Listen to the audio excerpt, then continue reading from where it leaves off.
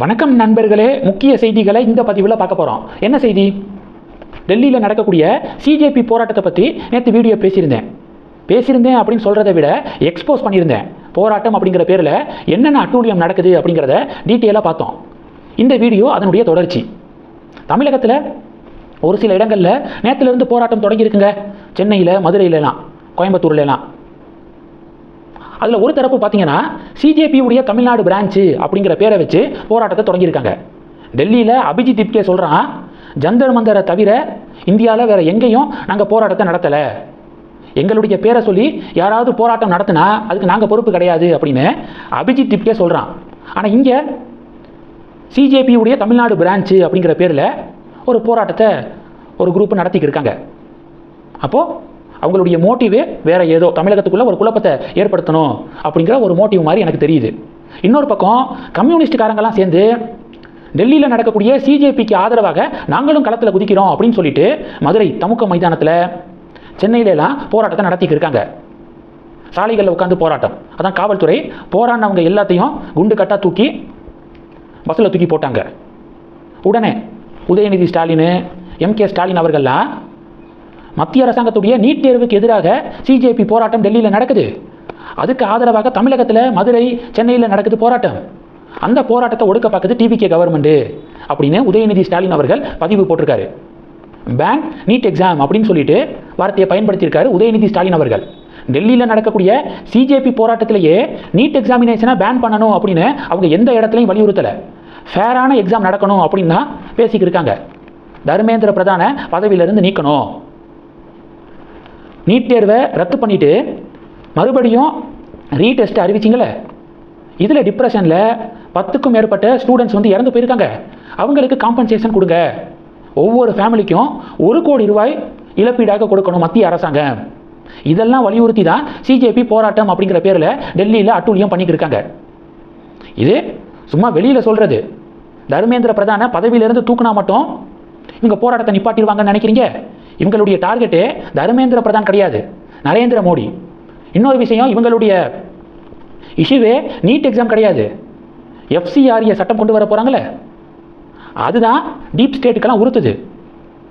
வெளிநாடுகளிலிருந்து டொனேஷனை வாங்கிட்டு NGOக்கள் இந்தியாவுக்குள்ளே இல்லீகலாக இனிமேல் செயல்பட முடியாது. அதுக்கு வந்து ஒரு ஃபுல் ஸ்டாப் வச்சுட்டாங்க. FCRA 2.0 வரப்போகுது.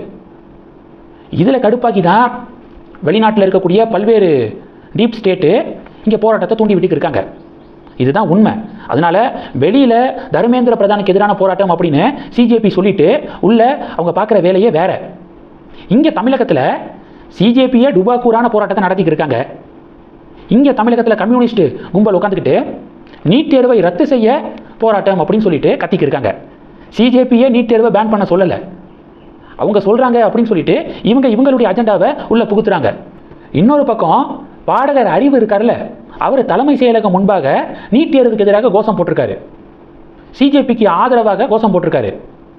சிஜேபி மீது தடியடி நடத்திய டெல்லி போலீஸுக்கு கண்டனம் அப்படின்னு சொல்லிட்டு ஒரு பக்கம் பாடகர்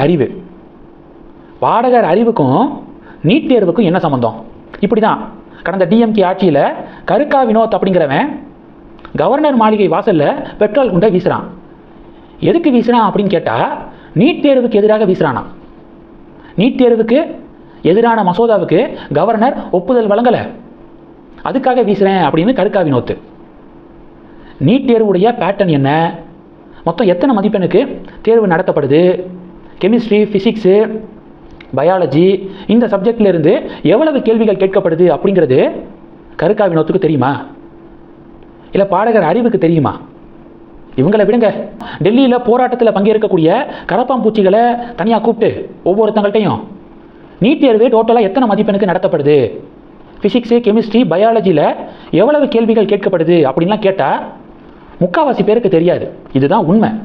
அதனால் நடக்கக்கூடியது நீட் தேர்வுக்கு எதிரான போராட்டமே இல்லை, அவங்களுடைய நோக்கமே கம்ப்ளீட்டாக வேற அப்படிங்கிறது தான் என்னுடைய பார்வை. டிஎம்கே எப்பெல்லாம் எதிர்கட்சியாக இருக்காங்களோ ஆன்டி பிஜேபி, ஆன்டி மோடி நரேட்டிவை மக்கள் மத்தியில் திணிக்க முயற்சி பண்ணுவாங்க. 2019, 21 காலகட்டத்தில் அப்படி தான் மக்கள் மத்தியில் மோடி எதிர்ப்பை திணிச்சாங்க.